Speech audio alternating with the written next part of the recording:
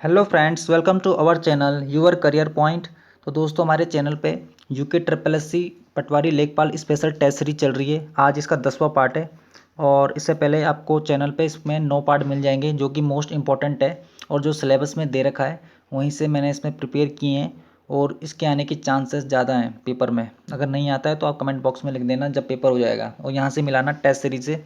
यहाँ से आपको निश्चित क्वेश्चन देखने को मिलेंगे। तो ज़रूर इस चैनल को सब्सक्राइब कीजिए। और हमारे चैनल पे सभी तरह की टेस्ट सीरीज चल रही है यूके ट्रिपल एससी पैटर्न पर, और ये भी यूके ट्रिपल एससी पैटर्न पर आधारित है। तो चलिए शुरू करते हैं। पहला क्वेश्चन है, पशु शब्द का विशेषण क्या है? तो पशु शब्द का विशेषण क्या होता है, और ये क्वेश्चन आया था UK triple SC clerk paper में। तो पशु शब्द का विशेषण होता है पाश्विक। क्या होता है? पाश्विक होता है। कालो का डांडा का नाम लैंसडाउन का पड़ा। तो कालो का डांडा ये पड़ता है पौड़ी में, उसका नाम लैंसडाउन पड़ा था 21 सितंबर 1890 में। और डेट के साथ याद करना है, इंपॉर्टेंट क्वेश्चन है। डेट के साथ इंपॉर्टेंट क्वेश्चन। कब पड़ा लैंसडाउन नाम? 21 सितंबर 1890 में। तो उसमें पहला वाला राइट आंसर हो जाएगा, पहला वाला 21 सितंबर 1890। इंपॉर्टेंट क्वेश्चन है। कण्वा आश्रम किन दो पर्वतों के मध्य में बसा है? तो कण्वा आश्रम बसा है हेमकूट और मणिकूट पर्वतों के बीच में। किसके मध्य में है कण्वा आश्रम? हेमकूट और मणिकूट पर्वतों के मध्य में, और ये पौड़ी में है, और ये मालिनी नदी के तट पर है। किस नदी के तट पर है? मालिनी नदी के तट पर है। ये क्वेश्चन आ चुका है, मालिनी नदी वाला।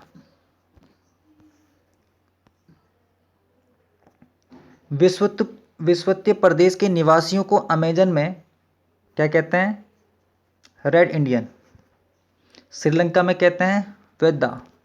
रिपीट करता हूँ, तो जो विश्वत्य प्रदेश होते हैं यहाँ के निवासियों को अमेजन में क्या कहते हैं? Red Indian.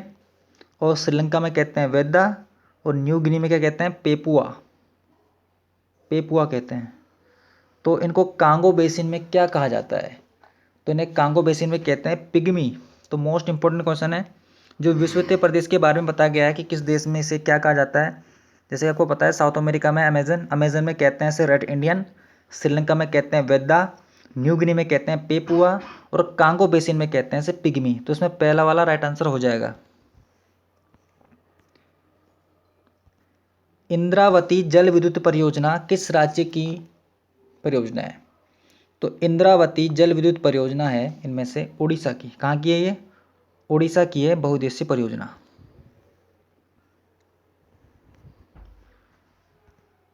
लॉर्ड वेलीजली की सहायक संधि यानी सब्सिडी अलायंस को स्वीकार करने वाला पहला मराठा सरदार कौन था? तो लॉर्ड वेलीजली की सहायक संधि को स्वीकार करने वाला पहला मराठा सरदार था पेशवा बाजीराव सेकंड। क्या था? पेशवा बाजीराव सेकंड। तो उसमें पहला वाला राइट आंसर हो जाएगा। पोंगल किस राज्य का चर्चित पर्व है? तो इसे बहुत पूछते हैं। पोंगल कहाँ किया जाता है? पोंगल नृत्य किया जाता है तमिलनाडु में। कहाँ किया जाता है? पर्व है ये, ठीक है, तमिलनाडु में किया जाता है। कर्ण वंश का संस्थापक कौन था? तो ऐसे क्वेश्चन पूछे जाते हैं इतिहास के। तो जैसे पाल वंश का संस्थापक गोपाल, नंद वंश का महापद्मनंद, ऐसे क्वेश्चन पूछे जाते हैं। तो कर्ण वंश का संस्थापक कौन होगा? यह है वसुदेव। कौन है कर्ण वंश का संस्थापक? वसुदेव। तो पहला वाला राइट आंसर हो जाएगा इसमें। भाषा निर्माण की इकाइयों का सही अनुक्रम क्या है? तो भाषा निर्माण की इकाइयों का सही अनुक्रम होता है, पहले आता है ध्वनि, शब्द, पद, वाक्य। तो ये दे रखा है, पहला क्या आएगा? ध्वनि, फिर बनता है शब्द, फिर बनता है पद, फिर बनता है वाक्य। तो इसमें पहला वाला राइट आंसर हो जाएगा। गोरखा शासनकाल में छिपाए गई संपत्ति पर कौन सा टैक्स लगता था? तो गोरखा पीरियड में जो छिपाई गई संपत्ति पर जो कर लगता था उसे कहता था बहता कर। कौन सा कर कहते थे? जो संपत्ति को छुपाता था उनके टाइम पे, तो उन पर एक टैक्स लगता था, उसे कहते थे बहता कर। कौन सा कर था? बहता कर, छिपाई गई संपत्ति पर। तो इसमें तीसरा वाला राइट आंसर हो जाएगा। 2011 के अनुसार राज्य के शहरी क्षेत्रों में लिंगानुपात कितना है? तो 2011 के सेंसस के अकॉर्डिंग उत्तराखंड में शहरी क्षेत्रों में 1000 पुरुषों पर 884 महिलाएं हैं, और जबकि ग्रामीण में कितना है? ग्रामीण में 1000 पे 1000 महिलाएं हैं। तो ये क्वेश्चन आ चुका है, वैसे ग्रामीण वाला दोनों आ चुका है। तो याद करना है 2011 के सेंसस के अकॉर्डिंग शहरी क्षेत्रों में लिंग अनुपात कितना है? 1000 पे 884 महिलाएं हैं और ग्रामीण में 1000 पुरुषों पे 1000 महिलाएं हैं। महाभारत में कैलाश पर्वत को क्या कहा गया है? तो महाभारत पर्व में कैलाश पर्वत को क्या कहा है? हेमकूट कहा गया है। क्या कहा गया है महाभारत में कैलाश पर्वत को? हेमकूट। तो पहला वाला इसमें राइट आंसर हो जाएगा, हेमकूट कहते हैं। भाववाचक संज्ञा के अंतर्गत आते हैं। तो भाववाचक संज्ञा में क्या आता है? यह आता है गुण और दोष, और ये क्वेश्चन भी आ चुका है यूके ट्रिपल एग्जाम में। भाववाचक संज्ञा इनमें से कौन सी है? गुण दोष। तो उसमें दूसरा वाला राइट आंसर हो जाएगा। काष्ठ शिल्प में निपुण जनजाति कौन सी होती है? तो काष्ठ शिल्प में निपुण जनजाति होती है राजी जनजाति। कौन सी जनजाति होती है? राजी जनजाति होती है। तो पहला वाला राइट आंसर हो जाएगा।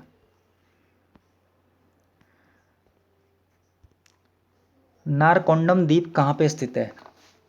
तो नारकोंडम द्वीप की लोकेशन है नॉर्थ अंडमान में। कहाँ पे है ये? नॉर्थ अंडमान यानी उत्तरी अंडमान में है नारकोंडम द्वीप। तो उसमें पहला वाला राइट आंसर हो जाएगा। डॉक्टर मदन मोहन जोशी के अकॉर्डिंग उत्तराखंड में कितने चरणों को विभाजित किया गया है? तो डॉक्टर मदन जोशी के अकॉर्डिंग उत्तराखंड को 3 चरणों में विभाजित किया गया है। कितने चरणों में विभाजित किया गया है? 3 चरणों में। एक है निम्न पुरापाषाण युग, मध्य पुरापाषाण युग और उच्च पुरापाषाण युग।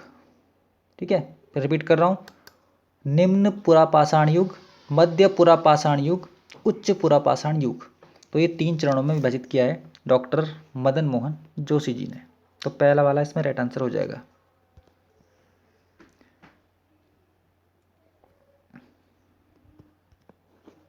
नेक्स्ट क्वेश्चन है, अलकनंदा की कौन सी सहायक नदी कर्णप्रयाग में मिलती है?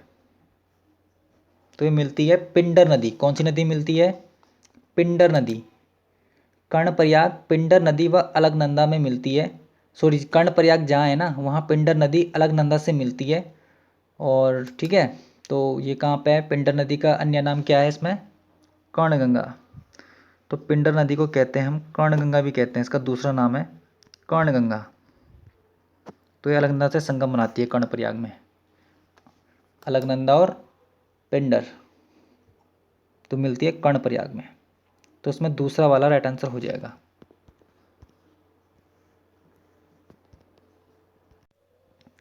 आज इसमें इतने क्वेश्चन हैं, थोड़ा इसमें टाइपिंग नहीं हो पाई है तो इतने क्वेश्चन मिलेंगे आपको। इसका नेक्स्ट पार्ट आएगा, वैसे इसके 10 पार्ट हो चुके हैं। तो इतने क्वेश्चन थे इसमें, आज के लगभग 20 क्वेश्चन कराएंगे मैंने। कोई बात नहीं, नेक्स्ट टेस्ट सीरीज में आपको इसमें ज़्यादा क्वेश्चन कराऊंगा मैं। दोस्तों पसंद आता है तो लाइक ज़रूर कीजिए और कमेंट बॉक्स में अपनी राय बताइए और अपने दोस्तों को शेयर ज़रूर कीजिए। और चैनल को सब्सक्राइब नहीं किया है तो हमारे चैनल को सब्सक्राइब कीजिए। मैं आपको बता रहा हूँ कि यहाँ से आपको निश्चित क्वेश्चन देखने को मिलेंगे। यूके ट्रिपल एससी पटवारी का पेपर अब अप्रैल में माह में हो सकता है, क्योंकि आज न्यूज़पेपर में आया था तो वो सचिव संतोष बडोनी जी का स्टेटमेंट था। तो पेपर अप्रैल में होना तय है।